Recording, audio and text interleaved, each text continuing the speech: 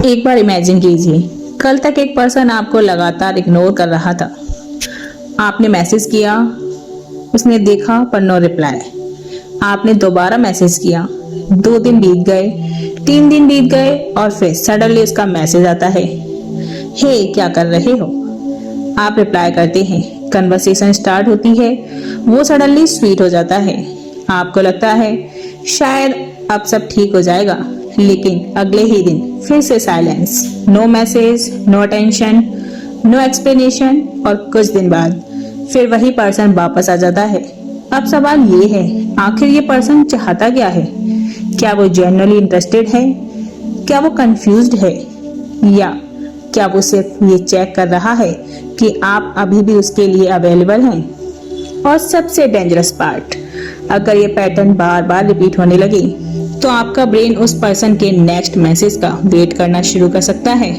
आज हम समझेंगे इस हॉट एंड कोल्ड बिहेवियर के पीछे की साइकोलॉजी और लास्ट में मैं आपको एक सिंपल टेस्ट दूंगी जिससे आप समझ सकेंगे कि सामने वाले के वर्ड्स इंपॉर्टेंट हैं या उसका रिपीटेड बिहेवियर। तो चलिए स्टार्ट करते हैं। सबसे पहले सिंपल लैंग्वेज में समझते हैं हॉट एंड कोल्ड बिहेवियर का मतलब क्या है। कभी कोई पर्सन आपको बहुत अटेंशन देता है और फिर सडनली डिस्टेंस क्रिएट कर लेता है। कभी आई मिस यू, कभी नो रिप्लाई, कभी तुम बहुत इंपॉर्टेंट हो और फिर डिसअपियर्ड। प्रॉब्लम सिर्फ ये नहीं है कि पर्सन कभी कभी बिजी हो जाता है, हर कोई बिजी हो सकता है। डिफरेंस है पैटर्न का। अगर रिपीटेडली अटेंशन डिस्टेंस हो रहा है तो नेचुरली आप कंफ्यूज होंगे और कंफ्यूजन ही इस पैटर्न का सबसे पावरफुल पार्ट बन सकता है। अब आता है साइकोलॉजी का एक fascinating concept, intermittent reinforcement. Simple words में, जब रिवॉर्ड प्रेडिक्टेबली नहीं कभी कभी मिलता है तो पर्सन उस रिवॉर्ड को और स्ट्रांगली सीख कर सकता है। एग्जाम्पल देखिए, अगर कोई पर्सन आपको हर दिन मैसेज करता है तो आपको उस मैसेज की आदत हो सकती है, लेकिन अगर कभी मैसेज आए, कभी ना आए, कभी बहुत अटेंशन मिले, कभी कंप्लीट साइलेंस, तो आपका माइंड बार बार सोच सकता है नेक्स्ट मैसेज कब आएगा। अब वो क्या करेगा? क्या वो वापस मैसेज करेगा? यानी आप सिर्फ पर्सन को नहीं, नेक्स्ट रिवॉर्ड को एंटिसिपेट कर रहे होते हैं और इसी वजह से अनप्रेडिक्टेबल अटेंशन कभी कभी इमोशनली वेरी एंगेजिंग हो सकती है। अब इमेजिन कीजिए, पहले वो डेली बात करता था, फिर सडनली साइलेंस। आपका ब्रेन आंसर्स ढूंढना शुरू करेगा। क्या मैंने कुछ गलत कहा? क्या वो किसी और से बात कर रहा है? क्या उसका इंटरेस्ट खत्म हो गया? क्या मुझे मैसेज करना चाहिए? और फिर आप उसके लास्ट मैसेज को 10 बार रीड कर सकते हैं, उसकी ऑनलाइन एक्टिविटी नोटिस करते हैं, लास्ट सीन चेक करते हैं, स्टोरीज ऑब्जर्व करते हैं। यानी पर्सन ने कुछ एक्सप्लेन नहीं किया, लेकिन आपका ब्रेन खुद ही स्टोरी क्रिएट कर रहा है। इसलिए अनसर्टेनिटी कभी कभी सिंपल रिजेक्शन से भी ज्यादा मेंटली एग्जॉस्टिंग हो सकती है। अब एक इम्पॉर्टेंट पॉइंट, हर पर्सन जो आपको इग्नोर करके वापस मैसेज करता है मैनिपुलेटिव नहीं होता। हो सकता है वो जेन्युइनली कंफ्यूज्ड हो सकता है उसके लाइफ में कुछ चल रहा हो सकता है वो इमोशनली इनकंसिस्टेंट हो, लेकिन कुछ सिचुएशंस में रिपीटेड अटेंशन सीकिंग बिहेवियर का पर्पस सिर्फ ये हो सकता है कि पर्सन चेक करे क्या तुम अभी भी मुझे इंपॉर्टेंस देते हो। एग्जाम्पल के लिए, वो डिसअपियर हुआ, आपने चेज नहीं किया, फिर उसका मैसेज आया, आप इंस्टेंटली अवेलेबल हो गए। उस पर्सन को एक सिग्नल मिल सकता है, okay I still have their attention. इससे उसे टेम्पररी वैलिडेशन मिल सकती है और अगर पैटर्न रिपीट होने लगे तो रिलेशनशिप अनहेल्दी डायरेक्शन में जा सकता है। अब एक टर्म और इंटरेस्टिंग है, ब्रेड क्रम्बिंग। इसका सिंपल मीनिंग है किसी कनेक्शन को कम्प्लीटली एंड भी नहीं करना, लेकिन जेन्युइन कमिटमेंट भी ना देना और बीच बीच में स्मॉल डोजेज ऑफ अटेंशन देते रहना। जैसे हे स्ट्रेंजर, मिस यू, तुम याद आ रहे थे, एक रैंडम कॉम्प्लीमेंट, एक लेट नाइट मैसेज और फिर साइलेंस। ऐसे मैसेज कभी कभी सामने वाले को होप दे सकते हैं। आप सोचते हैं मे बी रिलेशनशिप वापस हो सकता है, लेकिन अगर वर्ड्स के बाद कंसिस्टेंट एक्शन नहीं है तो सिर्फ मैसेजेस को रिलेशनशिप का प्रूफ समझना रिस्की है। वर्ड्स अट्रैक्शन दिखा सकते हैं, कंसिस्टेंसी इंटेंशन को बेटर रिवील करती है। अब सोचिए, जब आप डिस्टेंस बनाते हैं वो वापस आता है, जब आप क्लोज होने लगते हैं वो दूर चला जाता है, फिर जब आप फाइनली मूव फॉरवर्ड करने लगते हैं वो फिर वापस आ जाता है। ये पुश पुल पैटर्न जैसा फील हो सकता है, लेकिन इसका रीजन हर केस में सेम नहीं होता। कभी पर्सन खुद इमोशनली अनसर्टेन होता है, कभी कमिटमेंट से अनकंफर्टेबल हो सकता है, कभी अटेंशन लॉस नहीं करना चाहता और कभी सिंपली कम्युनिकेशन स्किल्स पुअर होती है।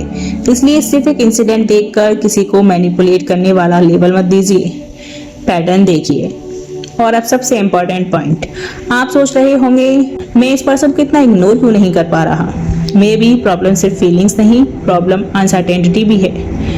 अगर पर्सन क्लियरली कह दे I don't want this relationship तो पेनफुल होगा, लेकिन आंसर क्लियर होगा।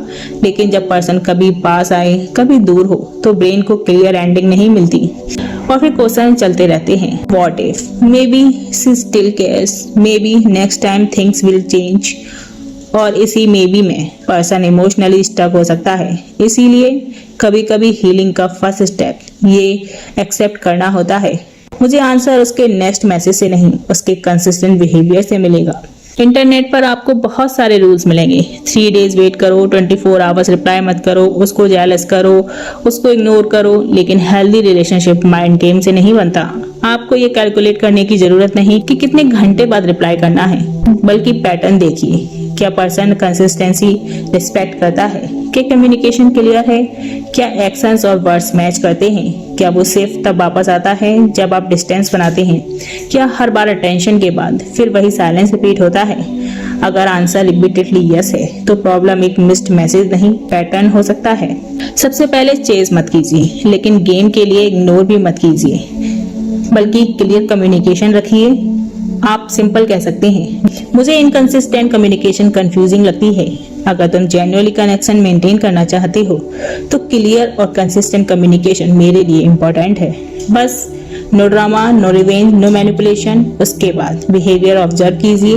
अगर वर्ड्स चेंज हो जाते हैं लेकिन बिहेवियर सेम रहता है तो आंसर मिल चुका है। और अब वो सिंपल टेस्ट जिसका मैंने स्टार्टिंग में प्रॉमिस किया था। अगर कोई पर्सन बार बार इग्नोर, रिटर्न, अटेंशन, डिसअपियर कर रहा है तो खुद से सिर्फ एक क्वेश्चन पूछिए, अगर ये पर्सन कभी मुझे अटेंशन ना दे तो क्या मैं फिर भी इस रिलेशनशिप को चूज करूंगी। अगर आंसर यस है तो शायद आप जनरली कनेक्शन वैल्यू करते हैं, लेकिन अगर आंसर है मुझे बस उसका नेक्स्ट मैसेज चाहिए तो शायद आप कनेक्शन से ज्यादा वैलिडेशन और अनसर्टेनिटी के लूप में फंस रहे हैं। और ये डिफरेंस समझना बहुत पावरफुल हो सकता है। याद रखिए, जो पर्सन आपको जनरली वैल्यू करता है वो परफेक्ट नहीं होगा। वो बिजी हो सकता है, कभी रिप्लाई लेट भी करेगा, कभी मूड ऑफ भी होगा, लेकिन कंसिस्टेंसी इवेंचुअली नजर आएगी। आपको हर दिन गैसिंग गेम नहीं खेलना पड़ेगा आज वो मुझे चाहता है या नहीं। हेल्दी कनेक्शन में कंफ्यूजन से ज़्यादा क्लैरिटी होती है। और अगर कोई बार बार आपको इमोशनली पुल करता है, फिर पुश करता है, तो उसके नेक्स्ट मैसेज का वेट करने के बजाय उसके ओवरऑल पैटर्न को देखिए, क्योंकि एक मैसेज आपको होप दे सकता है लेकिन रिपीटेड बिहेवियर आपको रियलिटी बताता है। अब एक इंटरेस्टिंग क्वेश्चन, क्या आपके साथ कभी ऐसा हुआ है कि कोई पर्सन इग्नोर, फिर सडनली अटेंशन, फिर इग्नोर। कमेंट में सिर्फ लिखिए यस या नो। और अगर आपके साथ हुआ है तो बिना किसी का नाम लिए सिर्फ एक वर्ड में बताइए, कंफ्यूजिंग या मैनिपुलेटिव। अगर आपको dark psychology, human behaviour, relationships और माइंड गेम्स के साइकोलॉजिकल पैटर्न समझना इंटरेस्टिंग लगता है तो ह्यूमन सीक्रेट्स को सब्सक्राइब जरूर करें, क्योंकि यहाँ हम सिर्फ ये नहीं देखते कि लोग करते क्या हैं, हम ये समझने की कोशिश करते हैं लोग ऐसा करते क्यों हैं। मिलते हैं नेक्स्ट वीडियो में। जय हिंद।